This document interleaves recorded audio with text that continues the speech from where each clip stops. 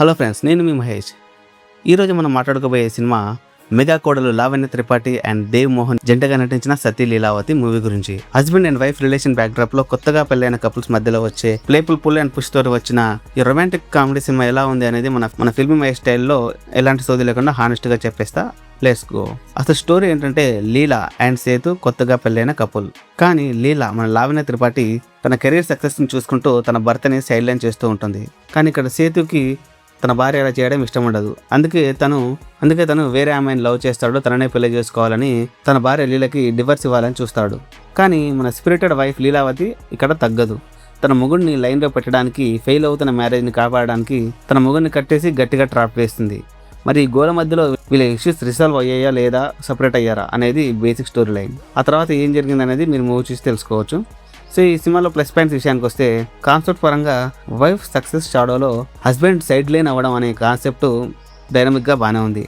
First హాఫ్లో మన heroine మధ్యలో వచ్చే కొన్ని face off scenes eccentric comedy ఎంగేజింగ్గా అనిపిస్తాయి.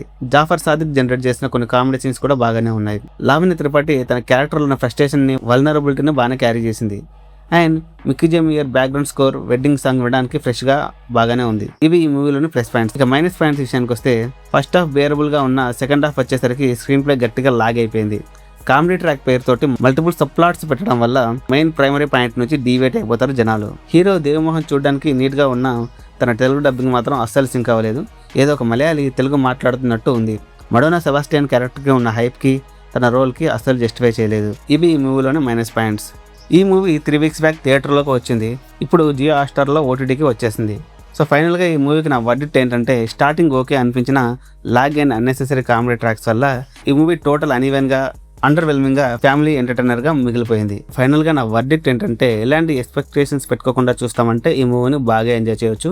ఈ వీకెండ్లో ఫ్యామిలీతో కలిసి కూర్చొని చూడడానికి వర్త్ మూవీ అని నాకు అనిపించింది. అండ్ ఈ మూవీకి నా రేటింగ్ వచ్చేసి 2.25/5. మరి మీరు ఈ మూవీని ఓటీటీలో చూసారా, థియేటర్లో చూసారా? చూస్తే మీకు ఈ మూవీ ఎలా అనిపించిందో కింద కామెంట్ బాక్స్లో మెన్షన్ చేయండి. వీడియో నచ్చితే గట్టిగా ఒక లైక్ కొట్టి మీ ఫ్రెండ్స్కి ఈ వీడియోని షేర్ చేయండి. అండ్ ఇలాంటి మరిన్ని వీడియోల కోసం మన ఫిల్మీ మహేష్ ఛానల్ని సబ్స్క్రైబ్ చేయడం మాత్రం మర్చిపోకండి.